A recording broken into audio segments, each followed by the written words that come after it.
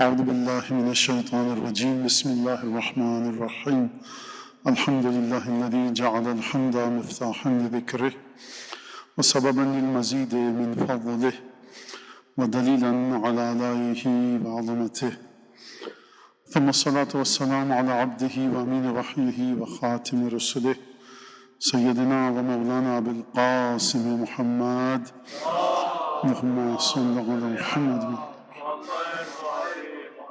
وعلى أهل بيته الطيبين الطاهرين الذين أذهب الله عنهم الرجس وطهرهم تطهيرا اللعن الدائم على أعدائهم أجمعين. أما بعد فقد قال الله الحكيم في كتابه المجيد أعوذ بالله من الشيطان الرجيم قل لا أسألكم عليه أجر إلا المودة في القربة. جو محفل اور جشن منعقد کیا گیا ہے وہ حضرت فاطمہ بنت باب الحوائج حضرت امام موسیٰ کاظم علیہ السلام کی مناسبت سے منعقد کیا گیا ہے، اور اس بی بی کی اور اس شہزادی کی جو ولادت ہے اس کے عنوان سے یہ محفل ہے.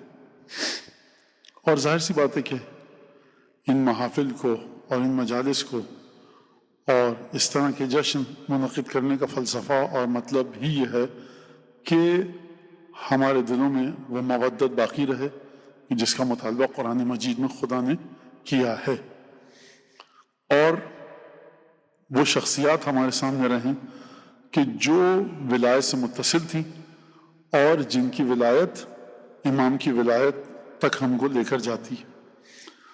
اب جناب معصوم قم کے سلسلے میں اگر یہ بات کہی جائے تو یہ وہی بالکل رشتہ وہی تعلق ہے کہ جو جناب زینب سلام اللہ علیہ کا ہے کہ ایک امام کی بیٹی ہیں اور ایک امام کی بلکہ دو اماموں کی بہن ہیں اور امام سجاد علیہ السلام کی پھوپھی ہیں. یہی چیز اسی طرح سے حضرت حکیمہ خاتون کے بارے میں ہے کہ جو امام علی علیہ السلام کی ہمشیرہ ہیں، ایک امام کی بہن ایک امام کی بیٹی، اور ظاہر سی بات ہے کہ بھائی کی جو اولادیں ان کی پھوپھی. خود خانوادہ نبوت میں پالنا پال پوس کر کسی بھی شخصیت کا بڑا ہونا اس کے وجود میں بہت ساری اچھی تبدیلیوں کو رونما کرتا ہے، اور انسان کی ایک تربیت خود یہ تربیت کا باعث ہے یہ چیز کہ کوئی شخص خانوادہ نبوت میں نبی کے گھرانے میں امامت کے گھرانے میں کسی کی پرورش ہو. مثال آپ کے سامنے موجود ہے، اور وہ سب سے پہلے مثال خود جناب فضہ کی ہے کہ جو کہاں سے آئی تھی حبشہ سے اٹھ کر، اور جو واقعات موجود ہیں حتیٰ بعض نے جناب فضہ کی نواسی یا بیٹی کے بارے میں بھی کرامات نقل کی ہیں. تو جناب فضہ وہ ہیں کہ جو خانوادہ نبوت میں پلی بڑھی ہیں. اسی طرح سے سلمان فارسی کو دیکھ لیجئے آپ، اسی طرح سے جناب ابوذر کو دیکھ لیجئے. لیکن وہ ہستی جو خانوادہ نبوت میں پلی بڑھی اس میں سے ایک جناب محمد ابن ابی بکر ہیں کہ جن کے بارے میں جناب امین نے کہا کہ صلب سے کسی اور کے لیکن ہے میرا بیٹا. اور جناب محمد ابن ابی بکر کی شہادت پر جناب امین المومنین نے جو تقریر کی ہے یا جو خطبہ ہے یا جو خط لکھا ہے نہج البلاغہ میں اس میں اپنے غم کا اظہار کیا ہے. لہٰذا اگر کوئی باہر سے بھی آئے جس کا کوئی خونی تعلق نہ ہو، جسمانی تعلق نہ ہو، نسبی تعلق نہ ہو، اہل بیت سے اہل بیت کے سلسلے سے نہ ہو، لیکن وہ آئے اور تربیت کو حاصل کر لے تو اس مقام پر پہنچ جاتا ہے کہ جو جناب فضہ ہیں جیسے محمد ابن ابی بکر ہیں، اس طرح کی ہستیاں. تو اب آپ یہ بتائیے کہ خود جو ہستی خانوادہ نبوت سے ہو بلا فصل امام کی اولاد ہو تو یہ ایک فضیلت ہے. اب یہاں پر جناب معصومہ قم کے سلسلے میں اگر یہ آیت پیش کی جائے کہ سورہ طور کی الذین آمنوا واتبعتهم ذریتهم بایمان الحقنا بهم ذریتهم وما علتناهم من عملهم من شیء، کہ سورہ طور میں خداوند تبارک و تعالیٰ فرما رہا ہے کہ وہ لوگ جو ایمان لے کر آئے اور ان کی نسلوں نے ایمان کے سلسلے میں ان کی پیروی کی. آپ کے آبا و اجداد مومن تھے، آپ نے اسی طرح سے ایمان کے سلسلے میں ان کی پیروی کی. آبا و اجداد کا ایمان آپ کے خالص تھا، پروردگار عالم کو ان کے ایمان کی کیفیت پسند تھی. جناب امیر کو آپ کے آبا و اجداد کے ایمان کی کیفیت پسند تھی، آپ نے اسی ایمان کے سلسلے میں اپنے آبا و اجداد کی پیروی کی. خدا فرما رہا ہے کہ ہم نے ان بچوں کو، اس نسل کو ان کے آباء و اجداد سے ملحق کر دیا. جس مقام پر ان کے آباء و اجداد ہیں اسی مقام پر ان کی نسلیں بھی ہیں. تو اگر اس قاعدے کو لے کر ہم چلیں تو جناب معصومہ دختر گرامی ہے حضرت باب الحوائج کی 7 ائمہ کی نسلوں سے ہیں. تو اگر ہم یہ کہیں کہ یہ آیت کہہ رہی ہے کہ جس نے بھی اپنے آباء و اجداد کی پیروی کی، کس سلسلے میں؟ ایمان کے سلسلے میں. خدا فرمانا کہ ہم نے اس کو ان کے انہی آباء و اجداد سے ملحق کر دیا، متصل کر دیا. تو جناب معصومہ قم 7 اماموں کی نسلوں میں سے ہیں. ایک جناب سیدہ، پھر اس میں دوسرے معصوم سر فہرست جناب ختمی مرتبہ. تو اب جناب معصومہ نے کتنی پیروی کی اور خدا کس طرح سے متصل کرے گا، یقیناً یہ کسی کے وہم و گمان میں بھی نہیں آ سکتا. اب یہاں پر ایک مسئلہ ہے، وہ یہ کہ اگر ایمان کے سلسلے میں دیکھا جائے تو خود نبی کے خون سے ہونا کوئی فضیلت نہیں رکھتا. نوح کا بیٹا آپ کے سامنے یہ مثال موجود ہے، قابیل مثال موجود ہے. کب فضیلت رکھتا ہے؟ کہ جب اس نسب کا نبی کا بیٹا یا نبی کی بیٹی یا نبی کے گھرانے سے تعلق رکھنے والے اس فضیلت کو بچا کر رکھیں اور اس فضیلت کے تقاضوں کے مطابق عمل کریں. تو یہ ایک فضیلت ہے جو ہم کہہ سکتے ہیں. لیکن جناب معصومہ قم کے سلسلے میں ایک تو خصوصیت ہے کہ امام رضا کی ہمشیرہ ہیں اور امام موسیٰ کاظم کی بیٹی ہیں، لیکن والدین ماں اور باپ دونوں ایک ہیں. کس کے؟ حضرت معصومہ کے بھی اور امام رضا علیہ السلام کے بھی. تو نبی یا رسول اپنی اولادوں کی فضیلت پر سے پردہ کب اٹھاتا ہے؟ کوئی بھی نبی ہو، کوئی بھی امام ہو، کیسے سمجھیں گے آپ کہ یہ اولاد اپنے جد سے، اپنے والد سے جڑی ہوئی ہے ایمان کے سلسلے میں؟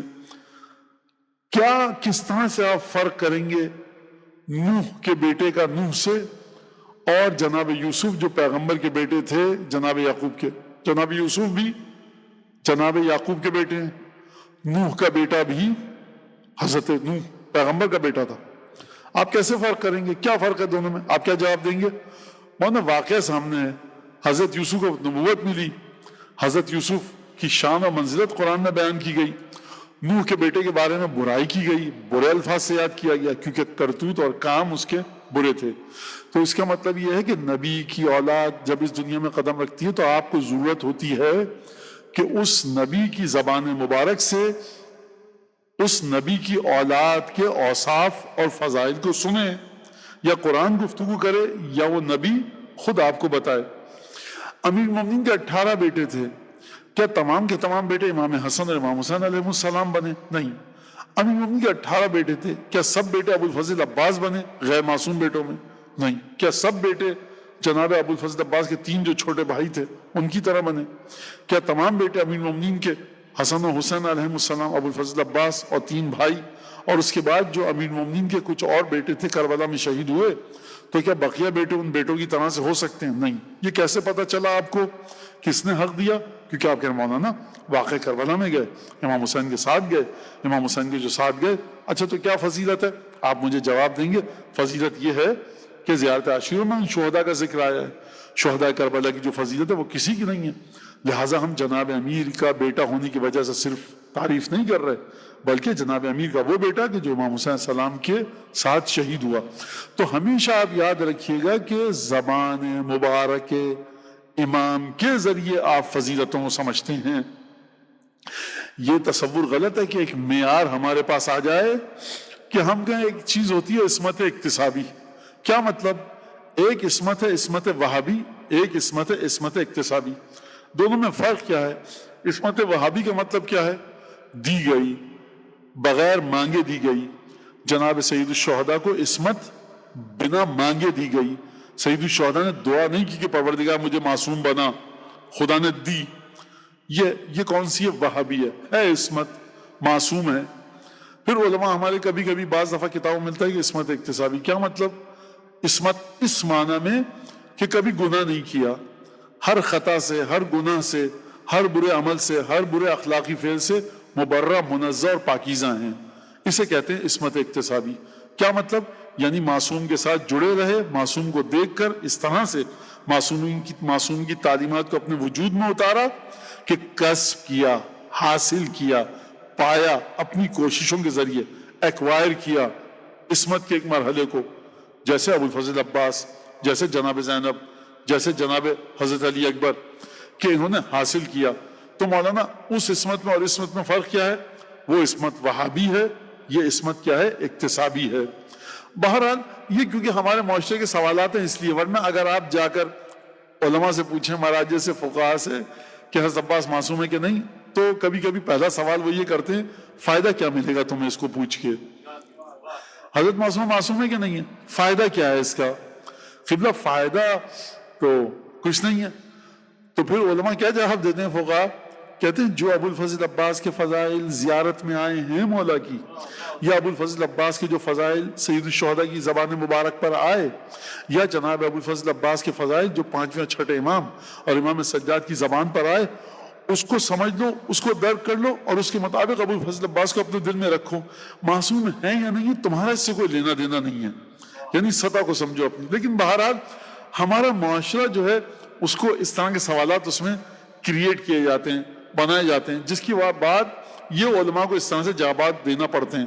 یہ جوابات دینے کا مطلب یہ نہیں ہے کہ زبردستی کی ایک بات کر رہے ہیں، فضول کی ایک بات آپ کر رہے ہیں، بے تکی، بے بنیاد، بے اساس، بلکہ یہ بات موجود ہے کہ جو زیارتوں میں دیکھ کر حضرت ابو الفضل عباس کی، یا روایات میں دیکھ کر، یا احادیث میں دیکھ کر، یا حضرت معصوموں کے فضائل جو 9ویں امام اور 8ویں امام اور 6 امام کی زبان مبارک سے ادا ہوئے، جناب معصومہ کے سلسلے میں 6 امام کی حدیث موجود ہے، جناب معصومہ کے سلسلے میں 8ویں امام کی حدیث موجود ہے، اور خود 7ویں امام کے بعض واقعات موجود ہیں، 9ویں امام کی حدیث موجود ہے. تو میں کہاں جانا چاہ رہا ہوں، کیا بات عرض کرنا چاہ رہا ہوں، وہ یہ کہ کوئی بھی شخصیت اس وقت تک اس احترام کی مستحق نہیں ہوتی کہ جب تک آپ معصوم کی زبان سے اس شخصیت کے فضائل نہ سنیں. تو اس کے مولانا پھر بس جن کے بارے میں روایت آئی ہے وہ ہیں بس ٹھیک، بقیہ امامزادے وہ بس جو میں نے کہتے سنا وہ ایسا ہی ہے، بعض مومنین کہتے ہیں نہیں.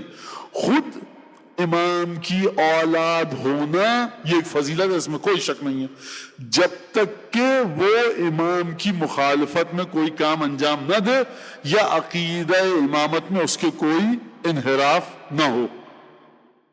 اگر عقیدہ امامت میں انحراف ہے تو پھر وہ کسی احترام کا مستحق نہیں ہے. آپ جاتے ہیں سید محمد کی زیارت کے لیے سلام اللہ علیہ، جو بلد میں سامرہ کے پاس، لیکن اب میں نام نہیں لینا چاہتا، مناسب نہیں لگتا، بعض دیگر امام زادے تھے، امام کی اولاد تھے، امام وقت کے مقابلے پر آئے، کسی کو پتا بھی نہیں ہے قبر ہے کہاں پر. بعض مومن کی گھروں میں ڈائری میں لکھا ہوتا ہے، وہ جو نیمہ شعبان کو حلوے پکتے ہیں تو اس میں یہ ائمہ کی نظر ہوتے ہوتے پھر اس کے بعد آتا ہے جناب عبدالعظیم، جناب ابو الفضل عباس، بعض جگہ جناب ام البنین، پھر حضرت معصومہ، پھر جناب سید محمد عبدالعظیم حسنی، اور جو بعض بر صغیر کے لوگ تھے ان کے گھروں میں شہید ثالث کی نور اللہ شوشتری جو آگرہ میں دفن ہے ان کی نظر بھی کی جاتی ہے اس طرح سے. لیکن بعض امام زادے امام کے بیٹے ہیں، براہ راست بیٹے ہیں امام کے، کوئی فاتحہ بھی نہیں پڑھتا، امام کے بیٹے امام کے سامنے آئے تھے. تو آپ اس طرح سے جو بھی بس آ گیا اس کو آپ نے اس مقام پر رکھ دیا. آپ دیکھتے ہیں کہ بنیاد کیا ہے، امامت کے عقیدے سے کیا تعلق ہے. لہٰذا جناب معصومہ قم کی دیگر ہمشیرگان بھی ہیں، ان کی زیارت بھی ہوتی ہے، جیسے جناب زینب ہیں جو امام موسیٰ کاظم کی بیٹی ہیں، اصفہان میں دفن ہیں، اور بھی دیگر ایران کے مختلف شہروں میں دفن ہیں، کیونکہ میں نے کہا کہ 17 بیٹیاں تھیں امام موسیٰ کاظم علیہ السلام کی. لہٰذا آپ کو زبان مبارک امام سے سمجھ میں آتا ہے، یا سیرت کو دیکھ کر آپ کی سمجھ میں آتا ہے کہ یہ امام زادہ ہمیشہ اپنے والد بزرگوار فرض کیے 9ویں امام کے ساتھ ساتھ رہا، 9ویں امام کی خدمت میں رہا، 10ویں امام نے تعریف کی، یہ سمجھ میں آتا ہے. لیکن ایک دفعہ حضرت معصومہ سلام اللہ علیہ کے بارے میں ہم کو صرف یہ نہیں ملتا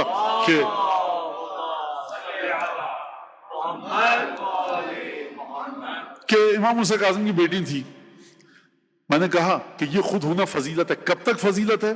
جب تک کہ وہ عمل صادر نہ ہو، عقیدے میں کوئی انحراف نہ ہو، عمل میں کوئی انحراف نہ ہو. اچھی خاصی تعداد موجود ہے امام زادوں کی کہ جن کے عمل میں انحراف تھا. حتیٰ امام موسیٰ کاظم کا ایک بیٹا ہے، واقعہ ملتا ہے زید النار، نار کہتے ہیں آگ کو، آگ والا زید. اور امام رضا السلام کے بعض دفعہ واقعات ملتے ہیں کہ امام رضا علیہ السلام ناراض ہوئے، اور یعنی یہ واقعہ خود میں یہ ذاتی میری رائے ہے، یہ مناسب واقعہ نہیں ہے. کیا واقعہ؟ اب اس کو بھی سن لیجیے. ہارون کے مامون کے دربار میں موجود تھے. مامون موجود نہیں تھا خود، یا دربار کا کوئی کمرہ ہوگا، ہال ہوگا، وہاں گفتگو ہو رہی تھی اور کافی سارے لوگ موجود تھے وہاں پر. تو امام علیہ السلام کچھ لوگوں کے ساتھ بیٹھے گفتگو کر رہے تھے. لگتا یہ کہ امام کے کان میں آواز گئی، 8ویں امام کے گوش مبارک میں، سماعت میں آواز گئی، ہم اہل بیت، ہم اہل بیت، ہم اہل بیت. کہاں سے آ رہی تھی آواز؟ زید النار جو امام موسیٰ کاظم کا بیٹا ہے، 8ویں امام کا بھائی ہے، وہ ہم اہل بیت کہہ کر فضائل کو بیان کر رہا تھا. خود یہ اس میں بے ادبی کا ایک پہلو شاید نکلتا ہو کہ جب امام رضا بیٹھے ہیں کچھ لوگوں کے ساتھ تو تم الگ کیوں بیٹھے ہو؟ تمہیں چاہیے اپنے برادر بزرگوار کی خدمت میں آ کر بیٹھو. کوئی توجیہ اس کی کر سکتا ہے، لیکن بہرحال میرے لحاظ سے بڑی مشکل ہے توجیہ. اور مرجع تقلید اگر بیٹھا ہو ہمارے یہاں اور 8-10 لوگوں کے ساتھ، تو ایک طالب علم یا اس کا شاگرد 5 لوگوں کو 2-4 قدم کے فاصلے بٹھا کر اپنا درس نہیں راگ الا اپنا شروع نہیں کر دیتا. آپ آ کر بیٹھیے، بٹھائیے اور مرجع تقلید سنیے کیا گفتگو کر رہا ہے، جبکہ آپ ایک ہی کمرے میں ہیں. تو یہ واقعہ مناسب واقعہ نہیں ہے شان امام کے مطابق. یعنی امام کی خدمت میں سمجھتا ہوں کہ یہ جسارت، اس کو سمجھا جا سکتا ہے. اگر کوئی توجیہ ہو آپ کے ذہن میں تو مجھے بھی بتائیے گا. میں نے جب سے واقعہ پڑھا میرے ذہن میں دائیں بائیں زمین آسمان ہر جا گیا، توجیہ کوئی میری سمجھ میں نہیں آ رہی. خصوصاً جو واقعہ ہوا جب امام رضا نے سنا کئی دفعہ کہ یہ صاحب کہنے ہم اہل بیت، ہم اہل بیت، تو امام رضا سے ناراض ہوئے اور گویا کہ خاموش کروایا اور کہا کہ انتا اعز علی اللہ من ابیک. تم یہ جو مسلسل، یہ میرا ترجمہ ہے، یہ جو مسلسل کہہ جا رہے ہو، رٹ لگائی ہوئی تم نے ہم اہل بیت، ہم اہل بیت، تم اپنے والد بزرگوار موسیٰ کاظم سے زیادہ عزت والے ہو خدا کی بارگاہ میں؟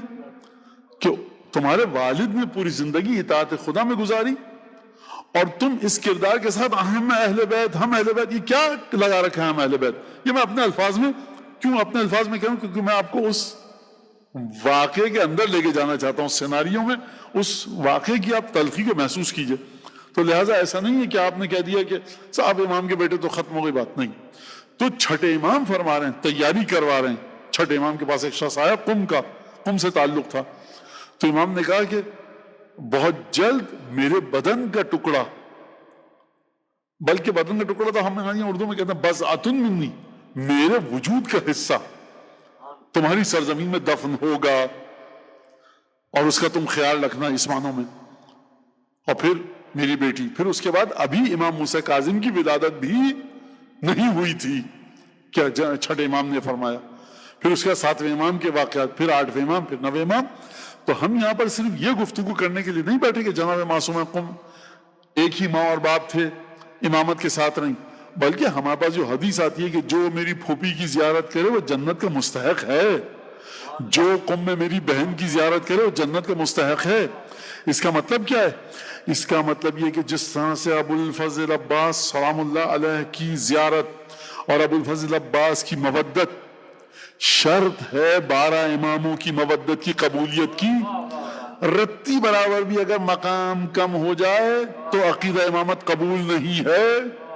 اسی طرح سے اس بی بی کی اور اس شہزادی کی نہ امام ہیں نہ رسول ہیں، لیکن اس بی بی کی جناب معصومہ کی منزلت یہ ہے کہ جو ان کی زیارت کرے جنت اس کے لیے واجب ہو گئی. جب بھی جنت کے وجوب کی بات کی جاتی ہے معصومین کے کلچر میں، ثقافت میں، یا تو آپ کے کسی عمل کی اصلاح اور تصحیح ہو رہی ہے. اگر تم نے اس طرح سے نماز پڑھی تو تم جنت کے حقدار ہو گئے. اور کبھی عقیدے کے سلسلے میں بات کی جاتی ہے کہ تم نے اگر یہ عقیدہ رکھا تو جنت کے حقدار ہو گئے. عمل کے بارے میں کب کہتے ہیں معصوم کہ تم نے اس طرح سے روزہ رکھا سارے گناہ معاف ہو گئے، اس طرح سے حج کیا گناہ معاف ہو گئے، اس طرح سے فلاں نیک کام کیا سارے گناہ معاف ہو گئے، کہ تمہارا یہ عمل ہمارے عمل کی طرح تھا. یہ جو تم نے صدقہ دیا ہم بھی اسی طرح صدقہ دیتے تھے، یہ جو تم نے نماز پڑھی ہم بھی اسی طرح نماز پڑھتے ہیں اور پڑھتے تھے. ظاہری لحاظ سے بھی تمہارا عمل ہمارے عمل کی طرح ہے، اور جو دل میں تمہارے اس وقت نیت تھی وہ بھی ہماری نیت سے ملتی تھی. ورنہ اگر یہ نہ ہو تو سوال ہی نہیں پیدا ہوتا کہ معصوم کہیں کہ اگر اس طرح سے کیا تو گناہ معاف ہو گئے. جب تک عقیدہ اور عمل ولایت کی بارگاہ میں قابل قبول نہ ہو اور مماثلت مشابہت نہ رکھتا ہو، سوال ہی نہیں پیدا ہوتا کہ کسی مقام پر آپ کو اور مجھ کو گناہ سے یا جہنم سے آزاد کروائے. لہٰذا جب جناب معصومہ سلام اللہ علیہ کے بارے میں کہا جا رہا ہے کہ جو اس بی بی کی زیارت کرے وہ جنت کا مستحق ہو گیا، جنت کا حقدار ہو گیا، اس کا مطلب یہ ہے کہ تتمہ ولایت ہے، یعنی مکمل ہوتی ہے ولایت جناب امیر کی 11 اولادوں کی اس بی بی کی زیارت کے ذریعے. لہٰذا یہ وہ مقام ہے کہ جو فرمایا جا رہا ہے حدیثوں میں کہ امام زادوں کا احترام اور امام زادوں کی قبور کی زیارت. ایک بات بار بار رہ جاتی ہے، وہ یہ کہ میں نے کہا کہ امامت کا مخالف نہ ہو کوئی بھی شخص، یہ بات بذات خود اپنی مقام پر اہمیت رکھتی ہے. کون سی بات؟ کہ رسول خدا کی اولاد سے ہونا.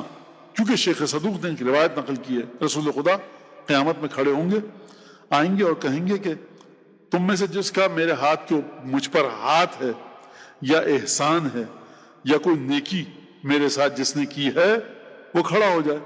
حتی کافی ہے، فلیقم حتی کافی ہے، کھڑا ہو جائے تاکہ میں اس سے اس کی جزا دے سکوں. امت کہے گی کہ یا رسول اللہ کون کہہ سکتا ہے کہ اس کا احسان آپ پر ہے، اس کا دست بخشندہ آپ کے اوپر ہے، اس کا ہاتھ اس نے آپ کو کوئی بخشش دی ہو، کوئی تحفہ دیا ہو. کس نے آپ کے ساتھ کوئی نیکی کی ہے؟ کس میں ہمت ہے کوئی یہ کہے ہم نے رسول خدا کے ساتھ نیکی کی ہے؟ تو رسول خدا فرمائیں گے جس نے میری اولاد میں سے کسی کو لباس دیا ہوگا برہنہ کو، جس نے میری اولاد میں سے کسی کو بھوک کے عالم میں کھانا کھلایا ہوگا، جس نے میری پریشان اولاد کو جب وہ در بدر کی ٹھوکریں کھا رہی ہوگی تو اس کو پناہ دی ہوگی، وہ کھڑا ہو جائے، اس کی جزا میں دوں گا. اور میں یقین کریں کہ یہ واقعاً دیکھ کے آیت اللہ ایک اور درس خارج دیتے ہیں. تو ہم ایک جگہ بیٹھے ہوئے تھے، تو ان کے ظاہر بات ہے کہ ہم شاگردوں کی سطح پر تھے اور ان کے کچھ دوست بھی تھے جو انہی کی سطح پر تھے. تو وہاں پہ کچھ سادات طالب علم بھی تھے، تو وہ استاد ان کے ساتھ گفتگو کر رہے تھے. تو ان کے دوستوں نے کہا ذرا آرام سے گفتگو کرو، یہ لوگ سید ہیں، ذرا سختی سے گفتگو مت کرو. ذرا مذاق بھی چل رہا تھا، وہ ان کے ساتھ کہتے ظاہر سی بات ہے. تو اس نے نہیں جو جن کا میں نام اب کیا بتاؤں، اب مشہور نہیں ہے اس لیے، تو کہ نہیں یہ اولاد فاطمہ زہرا ہے. تو پھر انہوں نے اپنا ایک واقعہ سنایا کہ بچپن میں گلی میں کھیلنے نکلا تو انہوں نے کہا کہ میں سیدوں کا احترام کرتا ہوں، یہ میں سید کی توہین نہیں کر رہا تھا، سادات وہاں بیٹھے تھے ان کے بارے میں. کہ میں گیا باہر تو ایک لڑکے سے لڑائی ہوئی، اس نے پتھر مارا، میرا سر پھٹ گیا، بھل بھل خون بہنے لگا آنکھوں میں خوب.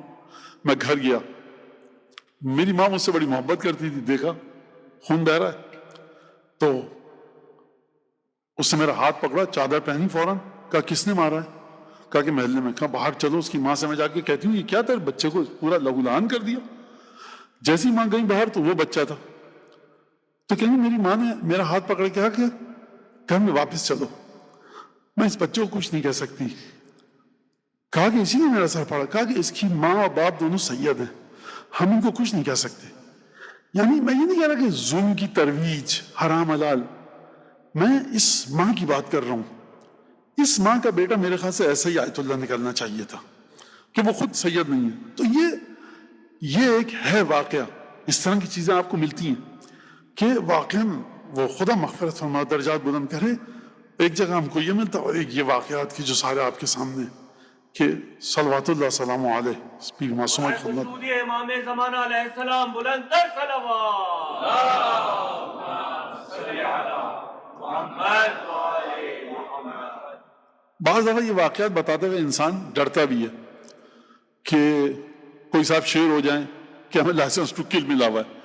میں اس سید کی حمایت نہیں کر رہا، میں اس مومنہ کی حمایت کر رہا ہوں کہ جس کو اتنا زیادہ احترام تھا. تو رسول خدا تو قیامت کے اندر جب یہ ہوگا تو تم کھڑے ہو جاؤ، تو لوگ کہیں گے نہیں ہمارا کسی کا کوئی نیکی، آپ کی نیکی ہے ہمارے ساتھ. تو رسول خدا فرمائیں گے جس نے میری اولاد کے ساتھ یہ کیا ہوگا وہ کھڑا ہو جائے تاکہ میں اسے جزا دوں. تو خدا کی آواز آئے گی کہ اے احمد، میں نے تم کو ان کا تمام اعمال اور امور سونپے، تم جو چاہو ان کو دو. تو پھر پروردگار کے حکم سے وہاں پر ان کو جنت میں داخل کیا جائے گا. لہٰذا یہ چیز ہم کو ملتی ہے، لیکن اس کا مطلب شرط یہ ہے کہ امامت کے مقابلے پر کوئی نہ آیا. باریک سی بحث ہے جس نے رسول خدا کے احترام میں سادات کا احترام کیا، یہ اس کی بات ہو رہی ہے، یا ہر گناہگار سید کی بات نہیں جو فسق و فجور میں گردن تک ڈوبا ہوا ہے۔ لہٰذا یہ ایک بات آپ اپنے ذہن میں رکھیے گا۔ تو جناب معصومہ کے سلسلے میں تتمہ ولایت مکمل ہے، کمال کے مرحلے پر پہنچ رہی ہے، کمپلیٹ ہو رہی ہے، ولایت کا عقیدہ مکمل ہو رہا ہے حضرت معصومہ کی زیارت کے ذریعے۔ اب یہاں پر ایک سوال آتا ہے کہ جناب زینب کے سلسلے میں یہ چیز کیوں نہیں ملتی؟ نہیں ملتی، آپ کو کہیں پر بھی نہیں ہے۔ جناب زینب جو جناب زینب کی زیارت کرے جنت کا حقدار ہوگا۔ پہلی بات تو یہ کہ ضرورت نہیں ہے کہنے کی یہ حدیث، مقام واضح ہے۔ یعنی اگر کوئی رسول خدا فرمائے اتنی حدیثوں کے بعد کہ دیکھو جو فاطمہ زہرا کا احترام کرے گا تو اس کو ثواب ملے گا، اب ہیں حدیثیں لیکن کہنے کی ضرورت نہیں ہے کچھ اب اس کے بعد۔ ایک تو بات یہ بڑی عام فہم میں نے بات کی ہے۔ دوسری بات یہ کہ جناب زینب میں ایک خصوصیت نہیں ہے جو جناب معصومہ میں ہے۔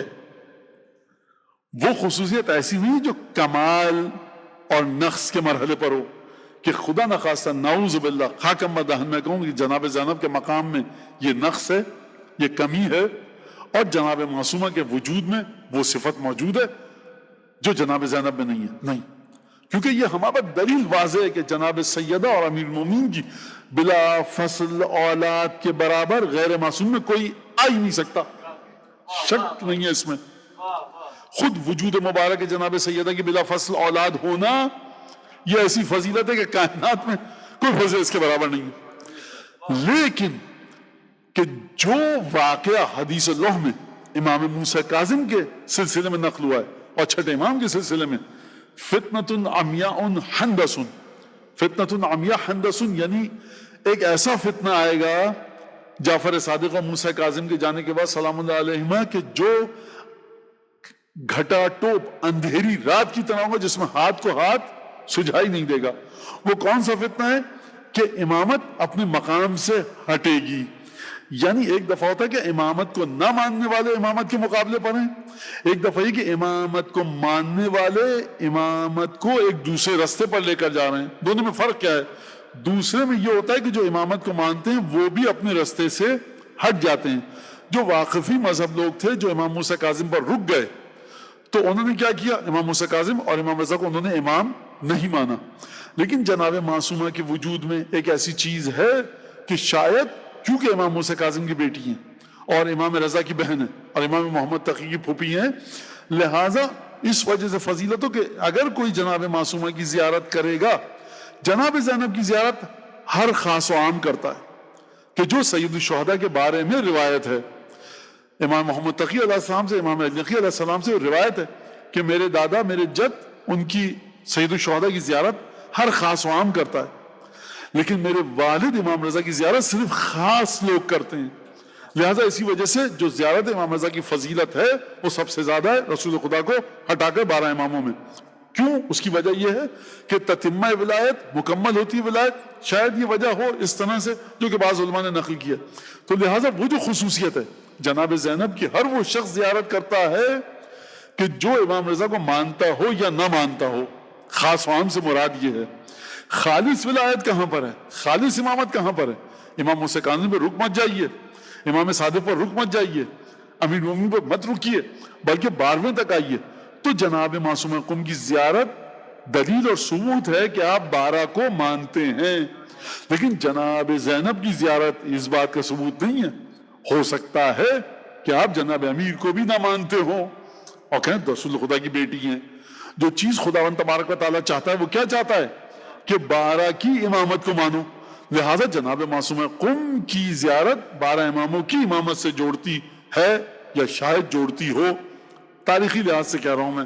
اور یہ ایک فلسفہ شاید ہو سکتا ہے کہ جو جناب زینب کی زیارت میں ہم کو نہیں ملتا لیکن جناب معصومہ قم کی زیارت میں ہم کو ملتا ہے۔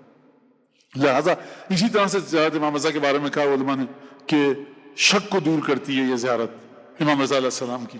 کیوں شک کو دور کرتی ہے؟ کیونکہ امام رضا کی امامت میں ایک خصوصیت ہے۔ درود پڑھیے بی بی کی بارگاہ میں بلند آواز سے۔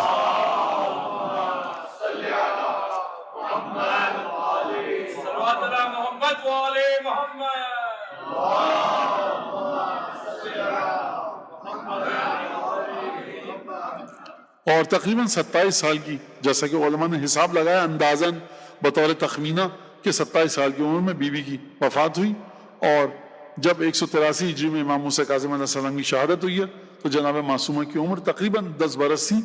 یہ سب تخمینہ ہے، علماء میں اس کے درمیان بحث ہے، لیکن جو بات واضح ہے، ثبوت واضح ہے کہ وہ اس طرح سے ایک بیٹی ہیں اور ان کی قبر ہے اور برکتوں کا مظہر ہے۔ جو توسلات ہوتے ہیں وہاں پر، جو دعائیں قبول ہوتی ہیں، وہ تمام کی تمام چیزیں وہ موجود ہیں بی بی کی قبر کے سلسلے میں، اور خود قم کے حوضے کا بننا وہاں پر، اور اس طرح سے درس و تدریس کا ایک سلسلہ۔ یہ حوضہ اگر دیکھا جائے قم کا تو تقریباً 1200 سال پرانا ہے، امام صادق علیہ السلام کے زمانے سے یہاں پر محدثین تھے۔ لیکن جب یہ تعلیم کا طریقہ جدید دور میں داخل ہوا ہے، اس کے بعد بھی مراجع موجود تھے، لیکن باقاعدہ تفصیل کے ساتھ جو ہے یہ حوضہ بنا، یہ آیت اللہ العظمیٰ شیخ عبد الکریم حائری نے بنایا ہے اس حوضے کو، کہ جن کا انتقال تقریباً 1932 یا 34 میں ہوا ہے۔ اور یہ نہیں کہ اب اس احترام کو کس طرح سے منتقل کیا جائے، یہ نہیں کہ مثلا ایک بیٹی ہے بس ٹھیک ایسا ہی ہے، یہ جلالت بہت عجیب ہے جناب معصومہ کی۔ عبد الکریم حائری سے لوگوں نے کہا کہ آپ زری کی زیارت نہیں کرتے، دور سے زیارت پڑھ کے چلے جاتے ہیں، مطلب کوئی فقہی مسئلہ ہے کہ زری چومنے میں شرک وک تو نہیں ہو جاتا، کچھ بتائیے گا ذرا۔ تو کہنے لگے کہ میں جب زری کے پاس جاتا ہوں تو مومنین زیارت کے لیے آئے ہوتے ہیں، وہ کہتے ہیں ہمارا مرجع زری چھوڑ کے میرے ہاتھ کو چومنے لگتے ہیں۔ یہ معیوب ہے، بے ادبی ہے کہ زری کے سامنے مرجع تقلید کے ہاتھ کو چوما جائے، لہٰذا میں زری کے پاس نہیں جاتا ہوں اور دور سے زیارت کر کے چلا جاتا ہوں۔ تو یہ ایک جلالت اور احترام اس طرح سے، اور علماء کے وہ توسلات آپ دیکھیے، بعض اساتید کو ہم نے دیکھا سالہ سال تک درس سے پہلے آتے تھے اور زری کے سامنے بیٹھ کے درس سے پہلے دعا توسل حفظ سے ازبر پڑھتے تھے اور اس کے بعد درس پہ جاتے تھے۔ بعض علماء کا یہ ہے کہ روزہ اس وقت تک نہیں کھولتے تھے جب تک زیارت کرتے تھے، زری کو بوسہ لے کر اور اس کے بعد جاتے تھے۔ بعض مراجع کو ہم نے دیکھا کہ سالہ سال تک وہ آتے تھے اور اس کے بعد زیارت عاشورہ 100 سلام 100 لان کے ساتھ پڑھتے تھے، اور اس کے بعد زری کی زیارت کرنے کے بعد اور پھر وہاں سے وہ درس کو جاتے تھے۔ تو ہمارے علماء فقہا اس طرح سے کسی بھی امام زادے کی جانب متوجہ نہیں ہوتے، ایک جلالت کو، عظمت کو دیکھا ہے اس طرح سے۔ لہٰذا اور معجزات جو وہ بڑی تفصیل سے کئی دفعہ میں بہت سارے معجزات سنا چکا ہوں، اور لیکن بہرحال یہ بعض دفعہ لوگ بھول جاتے ہیں، تو اچھی بات یہ ہے کہ بتانا۔ تو خادم نے لکھا ہے کہ مجھے خواب میں بی بی آئیں کہ اٹھو اور جو مینارہ ہے اس پہ جا کے آگ جلاؤ، پرانے زمانے کی بات ہے۔ تو میں نے کہا شاید میرے توہم ہے، تو پھر میں تھوڑی دیر بعد سو گیا، پھر 2-3 دفعہ خواب آیا، تو تیسری دفعہ شاید بڑے سختی کے ساتھ مجھے بی بی نے آ کر کہا خواب میں کہ جا کر اوپر روشنی کرو۔ تو میں گیا اور جو طریقہ تھا وہ مینار پہ میں نے جا کر جو تھا وہاں پر آگ جلائی، روشنی کی، اور پھر اس کے بعد آ کے میں اپنے کاموں میں مشغول ہو گیا۔ صبح کو جب حرم کا دروازہ کھلتا تھا نماز سے پہلے، اب تو خیر 24 گھنٹے کھلا رہتا، پہلے نہیں کھلتا تھا، ابھی کچھ سالوں پہلے تک 24 گھنٹے نہیں کھلتا تھا۔ تو اب صحن میں مختلف زائرین بیٹھے ہوئے تھے، تو ایک گروہ جو تھا زائرین کا وہ کہہ رہا تھا کہ خدا کا شکر ہے کہ کل کسی نے جا کر مینارے پہ رکھ کے روشنی کر دی، ورنہ ہم لوگ برف میں بھٹک جاتے اور سردی میں مر جاتے۔ تو جو قافلہ آ رہا ہے، بی بی معصومہ اس کو دیکھ رہی ہیں اور اس کے بعد خادم سے کہہ رہی ہیں جا کر وہاں پر آگ جلاؤ تاکہ یہ نہ بھٹکیں۔ اور یہ واقعہ بھی آپ کے سامنے کئی دفعہ میں بتا چکا ہوں کہ جب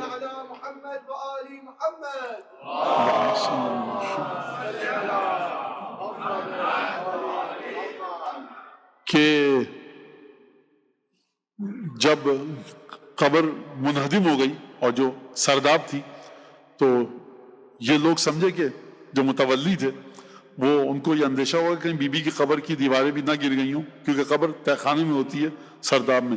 تو کچھ خواتین کو انہوں نے معین کیا کہ جا کر دیکھو کہ قبر اگر گر گئی ہے تو پھر ہم انتظام کریں اس کا، اور کس طرح سے ظاہر سی بات ہے خواتین اندر جائیں اور پھر خواتین تعمیر کریں گی، ظاہر سی بات ہے مرد کا اندر جانا واضح آپ کے سامنے کہ نہیں بھیجا جا سکتا۔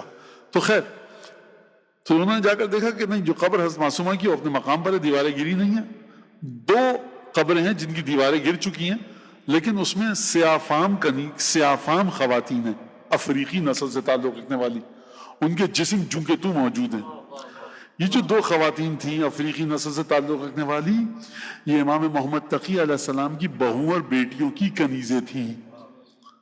یعنی خدا نے جناب معصومہ قم کی جلالت کو آشکار کیا افریقی کنیزوں کی دیوار کو گرا کر کہ یہ افریقہ سے آئی تھی، یہ پچھلی نسل تک مسلمان بھی نہیں تھی، لیکن بہوؤں کی خدمت کی، بہوؤں نے اس طرح سے تربیت کی اور اس طرح سے بیٹیوں نے تربیت کی کہ عمل، تقوی، پاکیزگی اس مقام پر ہے کہ تقریباً 1000 سال کے بعد بھی جسم چوں کا توں موجود ہے۔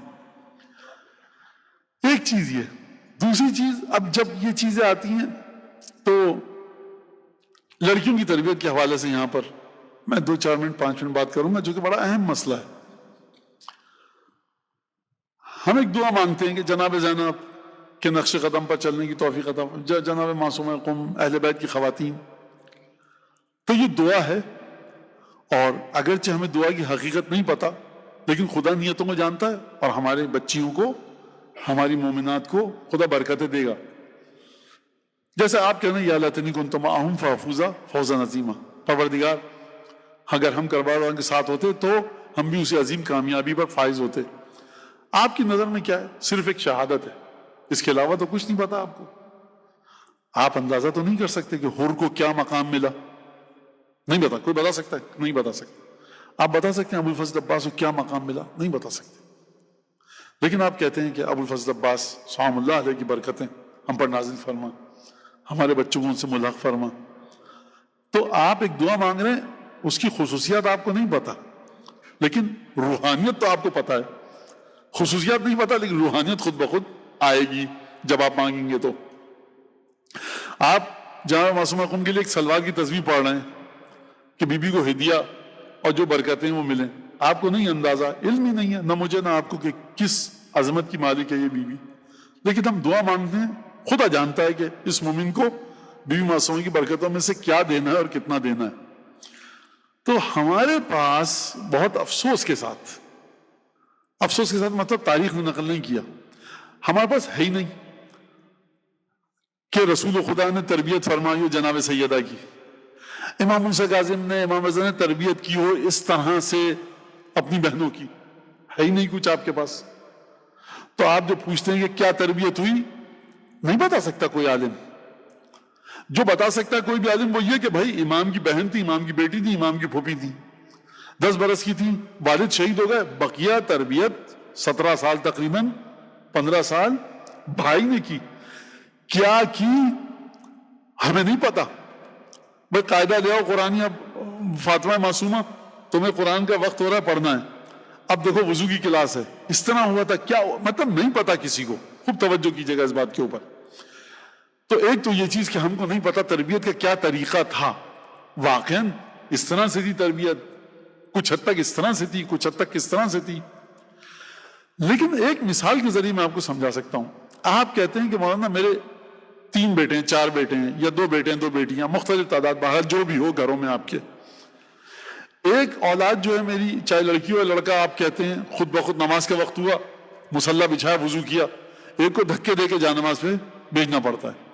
ایک بچہ ہے جو خود بخود اپنا ہوم ورک لے کے، دنیاوی مسائل میں بھی یہی ہے۔ اگر آپ غیر مسلموں کے یہاں جائیے جو مسلمان نہ بھی ہو، وہ کہے گا کہ یہ بچہ جو ہے اسکول سے آتا ہے بالکل گھڑی کی سوئیوں کے ساتھ چلتا ہے، 5 بجے بیٹھ کے 5 سے 6 بجے بیٹھ کے ہوم ورک کرتا ہے، اتنے بجے یہ کرتا ہے، اتنے بجے وہ کرتا ہے، موبائل آدھے گھنٹے یوز کرتا ہے، 10 بجے سو جاتا ہے، 6 بجے اٹھ جاتا ہے، ورزش کرتا ہے، اس کے بعد یہ کرتا ہے، چرچ جائے، مندر جائے، سیناگوگ جائے، کہیں بھی جائے، اس کے بعد یہ کرتا ہے۔ اس کو کہنے کی ضرورت ہی نہیں ہے، اس کو دھکے دے کے کام کروانا پڑتا ہے۔ تو عام انسان کی اولادوں میں بھی یہ چیز ہے، خود بخود بعض صفات لے کر بطن مادر سے بچہ پیدا ہوتا ہے۔ تو ہم اگر اس گھرانے کی بات کریں جہاں پر والد حضرت باب الحوائج ہیں، ماں نجمہ خاتون ہیں، تو پھر یہاں پر ان مثالوں کو دیکھ کر ہمیں زیادہ توقع نہیں رکھنی چاہیے کہ کیا تربیت تھی، کیا تھا، کیسے تھا۔ اور پھر اس کے بعد اگر کوئی کمی رہ بھی جائے تو وہ تربیت پوری کرتی ہے۔ تو خود یہ ایک بہت اہم مسئلہ ہے کہ کس طرح سے بطن مادر میں انسان اپنی اولاد کی تربیت کرے، بطن مادر میں تربیت کرے انسان اپنی اولاد کی۔ وہی ماں ہیں ام البنین، وہی باپ ہیں جناب علی بن ابی طالب امیر المومنین، ایک ابو الفضل عباس ہیں، بقیہ 3 بیٹے، وہ فضیلت نہیں ہے جو حضرت ابو الفضل عباس کی تھی۔ یہ فرق کہاں سے آیا؟ یہ فرق شاید امام معصوم کے پاس بھی آپ جائیں تو امام معصوم کہیں نہیں بتائیں گے تم کو، یہ تمہارے سمجھنے کی بات ہی نہیں ہے۔ تو ہمیں ایک تو چیز یہ دیکھنی چاہیے۔ دوسری بات یہ کہ تعلیم کے سلسلے میں بچیوں کو کس طرح سے تعلیم دیں، یہ ایک بڑا پیچیدہ مسئلہ ہے۔ آپ مولانا صاحبان سے ملیں گے، بھانت بھانت کے مولوی آپ کو ملیں گے، ہر آدمی اپنا راگ الا پر ہے۔ آپ اپنے مسجد تقریب کے پاس جاتے ہیں، وہ کہہ رہا ہے کہ پڑھاؤ لکھاؤ بچیوں کو۔ کبھی مومن کہتا ہے کہ مولانا ہم اپنے وہاں جب گئے زیارت کے بعد تو وہ مولانا جو تھے کہ کیا بچی کو پڑھا رہے ہیں، غلط کر رہے ہیں۔ ایک صاحب نے کہا نہیں مولانا، انہوں نے کہا بچی کو پڑھاؤ لکھاؤ۔ تو افراد تفرید دونوں غلط ہے۔ پڑھانے کے چکر میں پردہ گیا، حجاب گیا، نماز روزہ سب گیا، پڑھانا چاہیے۔ حجاب اور پردے کو بچانے کے چکر میں بیٹی کو جاہل رکھ دیا۔ جا کر فقہی مسئلے کی گنجائش کو دیکھیے کہ فقہی مسئلے میں کتنی گنجائش ہے۔ اگر یونیورسٹی بھیجیں گے تو دین کس حد تک برباد ہو رہا ہے، دین پہ کتنا اثر پڑ رہا ہے، کیا یہ جو اثر پڑ رہا ہے یہ شریعت فقہ مجھے اس نقصان کی اجازت دیتی ہے؟ میں اگر اپنے بچے کو، اس وقت میں بات بیٹیوں کی کر رہا ہوں، بھیجوں گا کالج یونیورسٹی تو وہ ظہر اثر کی نماز قضا کر کے پڑھے گی اور پڑھ رہی ہے وہ، کیا واقعاً یہ مجھے فقہ اجازت دیتی ہے یا نہیں؟ 1 بجے اذان ہوتی ہے، اس بچی کو بھیجوں گا تو حجاب کے مسائل کی وجہ سے، مختلف مسائل کی وجہ سے یہ 3 بجے 4 بجے نماز پڑھے گی، تو کیا یہ وہ چیز ہے جس کی مجھے فقہ نے اجازت دی ہے؟ تو بہرحال دیکھنا چاہیے کہ گنجائش کس چیز میں کہاں تک ہے۔ اور یہ ایک بڑا اہم مسئلہ ہے کہ یہ میرا جملہ نہیں ہے، کسی اور پروفیسر کا جملہ ہے، مجھے بڑا اچھا لگا، آپ بھی سن لیجئے۔ اس نے کہا کہ ہمارے معاشرے میں لڑکیوں کو پڑھایا تو جا رہا ہے لیکن لڑکوں کو یہ تمیز نہیں سکھائی جا رہی کہ پڑھی لکھی بیوی کے ساتھ کس طرح سے برتاؤ کرو۔ یہ تمہاری دادی نانی کی نسل کی نہیں ہے کہ جنہوں نے گھر میں صرف قرآن پڑھا تھا اور توضیح مسائل پڑھ لی تھی۔ آپ کے ہاتھ میں مسئلہ آ گیا ہے کہ صاحب عورتیں ناقص العقل ہوتی ہیں۔ میں مردوں میں آپ کے بتاؤں ایک سے ایک بڑھ کر ناقص العقل ہیں، ایک سے ایک بڑھ کر احمق قسم کے لوگ ہیں، مردوں میں کمی نہیں ہے، خواتین میں بھی ایسی ہے۔ تو یہ حدیثوں کو لے کر دیکھ کر چلنا، تمام کی تمام چیزیں، اگر عورت اتنی ناقص العقل اور احمق ہوتی تو روایت میں کیوں کہا گیا کہ تمہارے گھر کی امین تمہاری بیوی ہے؟ احمق ہے، کسی مرد کو لائیے، اپنا پورا پیسہ گھر کی چابیاں اس کو دیجئے۔ کیوں کہا گیا کہ بیوی کا انتخاب کرو؟ یہ چیزیں دیکھو کیونکہ تمہاری بیوی کی عادتیں اولاد میں آئیں گی۔ حتیٰ دودھ پلانے کے لیے مرضعہ کہا گیا کہ دیکھو احمق خاتون نہ ہو، صاحب عقل و شعور ہو، صاحب بصیرت ہو، صاحب تقوی ہو۔ اس کا مطلب یہ ہے کہ خصوصیات ہیں خواتین کی، کہا گیا شیر کے ذریعے خصوصیات منتقل ہوں گی، لہذا خوب توجہ کیجیے گا اس بات کے اوپر کہ بڑا اچھا جملہ ہے، بہت اچھا جملہ ہے کہ بچیوں کو پڑھا تو دیا معاشرے کے اندر، لیکن مردوں کو یہ نہیں سکھایا لڑکوں کو کہ پڑھی لکھی بیوی کے ساتھ بات کیسے کی جاتی ہے۔ بات کا مطلب یہ نہیں کہ چیخ کر یا پیار اور احترام سے، یعنی اس کو کنسیڈر کرنا۔ اور یہ میں اس لیے کہہ رہا ہوں کہ یہاں بچیاں بیٹھی ہیں سن رہی ہیں، تو یہ ایک بڑا اہم مسئلہ ہے اور بڑا عجیب و غریب مسئلہ ہے کہ دیکھیے پہلے تو لڑکی کو انسان سمجھیے، پہلے ہمارا معاشرہ سمجھے گا انسان ہے، پھر اس کے بعد سمجھے گا کہ یہ پڑھی لکھی ہے، پھر مومنہ ہے۔ تو پہلے انسان سمجھ لیں معاشرہ ہمارا لڑکی کو، پھر اس کے بعد ساری باتیں بعد میں ہوں گی۔ اب اس سلسلے کے اندر میں جو بات کہوں آپ سے وہ یہ کہ کچھ چیزیں خواتین اور لڑکیوں کے ذہن میں غلط جا چکی ہیں اور کچھ چیزیں مردوں کے ذہن میں ہیں جو کہ غلط ہیں۔ جب لڑکی ڈر کے رہے گی اپنے گھر میں تو وہ جرت مند اولاد پیدا کر سکتی ہے۔ چائے میں شکر ذرا ڈل گئی تو ساس یہ کہہ دیں گی، وہ کام ہو گیا تو سسر یہ کہہ دیں گے، یہ ہو گیا تو شوہر کر دے گا۔ یہ گھبراہٹ کے ساتھ اس بچے کے وجود کی امانت دار ہے جو اس سے متصل ہے۔ اس وقت ڈرپوک عورت جو ہر ایک سے ڈر کے رہ رہی ہو، یہ کبھی پڑھی لکھی نسل جس کے اندر جرت ہے کرے جو وہ پیدا نہیں کر سکتی۔ جرت پانا اولاد میں، چاہے وہ لڑکا ہو یا لڑکی، یہ جرت میں ماں منتقل کرتی ہے۔ جب آپ نے عورت کو کچل کے رکھ دیا، یہ کہ تم ناقص ہو، تم یہ نہیں، سرکار آپ کی فقہ یہ نہیں کہتی جو آپ کو بتا دیا گیا ہے۔ لڑکیوں کے ذہن میں بھی یہ بات آنی چاہیے۔ کون سی بات؟ مولانا یہ کیا ہو گیا, ہمارا پیشن تھا بس ہم شادی کریں. اور بہت معذرت کے ساتھ میں یہ جو جملہ کہہ رہا ہوں یہ اچھا جملہ نہیں ہے ممبر کا, لیکن جب ادبی ذوق معاشرے کا بہت نچلی سطح پر چلا جائے تو اشاروں کنایوں کے ذریعے بات کرنا اپنا بھی وقت ضائع کرنا, مجمع کا بھی. اگرچہ مجھے بہت کراہیت آ رہی ہے جملہ کہتے ہوئے, لیکن بہرحال میں نے کئی دفعہ اشاروں کنایوں میں بات کی لیکن مجمع نہیں سمجھ پایا, کیونکہ ظاہر سی بات ہے آپ لوگ میر انیس اور میر دبیر کے زمانے کے تو ہیں نہیں کہ جن کی اردو اس سطح پر آپ کو اشاروں میں سمجھ میں آ جائے بات.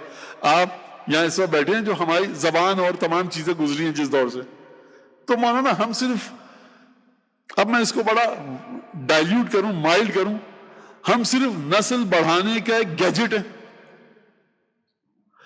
آپ اس کو کہیں گے یہ کہاں سے آ رہی ہے نسل, یہ تھیوری کہاں سے آ رہی ہے؟ یہ آ رہی ہے ویسٹ سے. ویسٹ کی آئیڈیالوجی کو سمجھیے آپ کہ وہ کس طرح سے معاشرے کو چلانا چاہتا ہے, اور چھٹے اور پانچویں امام کی آئیڈیالوجی کو سمجھیے کہ وہ کس طرح سے اپنے چاہنے والوں کو چلانا چاہتے ہیں. دو الگ الگ سوچیں ہیں, یہ اس سوچ کو لے کر اس جگہ پہ چلانا قطعاً غلط ہے. مثال دوں میں, یہ آپ کیا تابوت سے چمٹے میں لکڑی کے بکسے سے آپ اس پہ کالا کپڑا ڈال دیا, عجیب بیوقوف قوم ہے آپ کی. یہ کیا گھوڑے سے لپٹ کے آپ گریا کر رہے ہیں, یہ علم پہ کیا لٹکے ہیں؟ سرکار آپ جو کہہ رہے ہیں صحیح کہہ رہے ہیں, کیونکہ آپ اس سوچ کے مالک نہیں ہیں. یہ جو بیچارہ لٹک گیا ہے نا ذوالجناح سے عاشور کے دن, اس کے اندر حالت انقطاع توجہ ہے اس کی. سید الشہداء یاد آ رہے ہیں اس کو. دو الگ الگ سوچیں, اس سوچ کو لے کر ذوالجناح کی توجہ آپ کر ہی نہیں سکتے.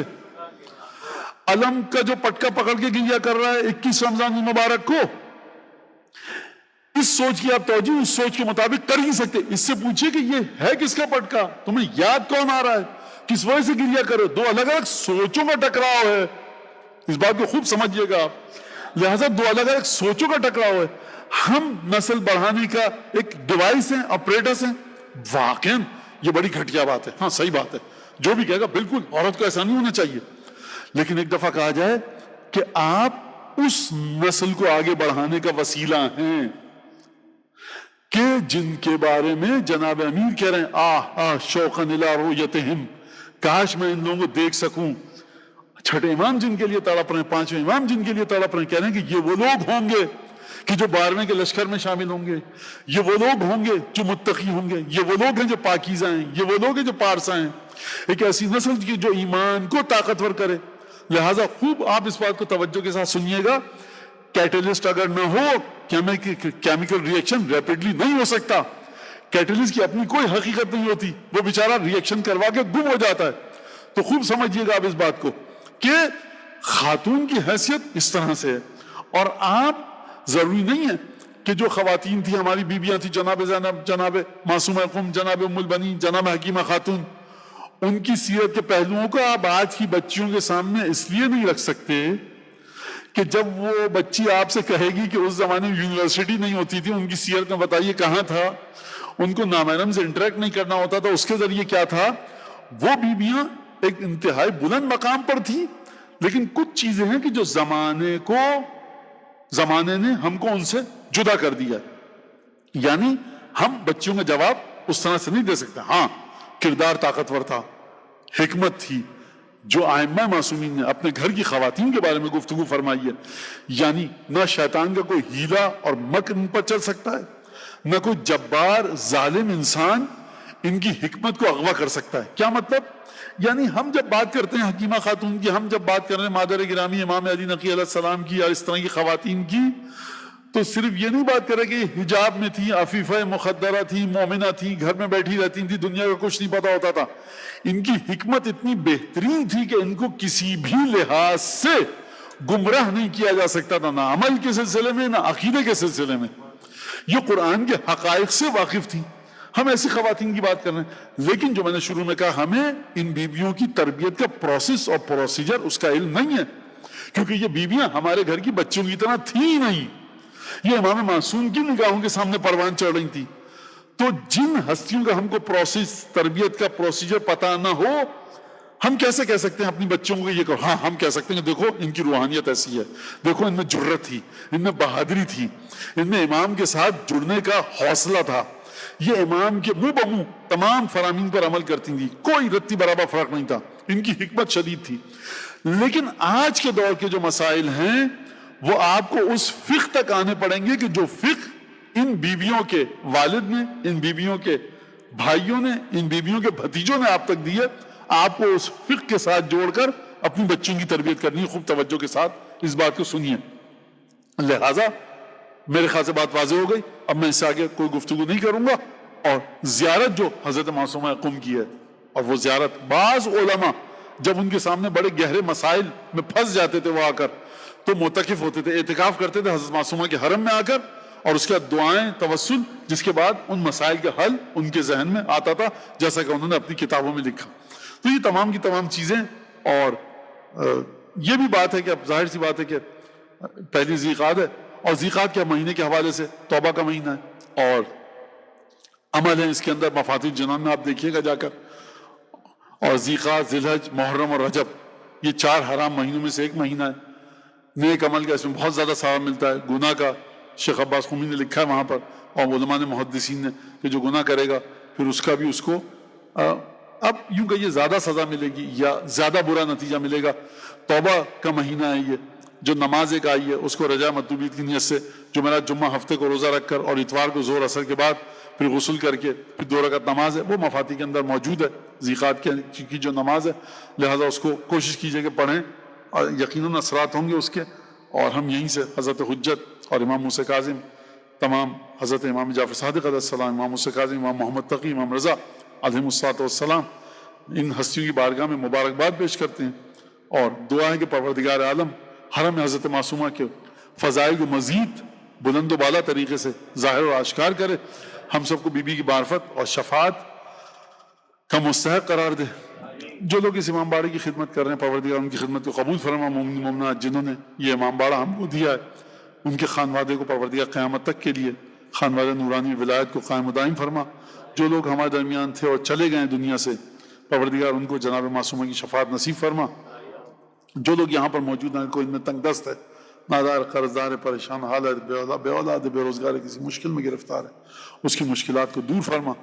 پروردگار جس مومن نے جو دعا مجھ سے آپ سے التماس دعا کا کہا ہے، اور جو گھر میں بیٹھے ہیں لوگ، پروردگار ان سب کی دعاؤں کو قبول فرما، مقضول حاجہ قرار دے۔ سو سلام نوحہ مرثیہ پڑھنے والے جو اس دنیا سے چلے گئے، فقہاء، علماء، مراجع، محدثین، مفسرین، جنہوں نے منبر سید الشہداء کی خدمت کی، پروردگار ان سب کو شفاعت حضرت معصومہ کا مستحق قرار دے۔ ان میں سے جو زندہ ہیں ان کو طول عمر، صحت و سلامتی کے ساتھ عطا فرما۔ دعاؤں کی قبولیت کے لیے بلند آواز سے درود پڑھتی ہے۔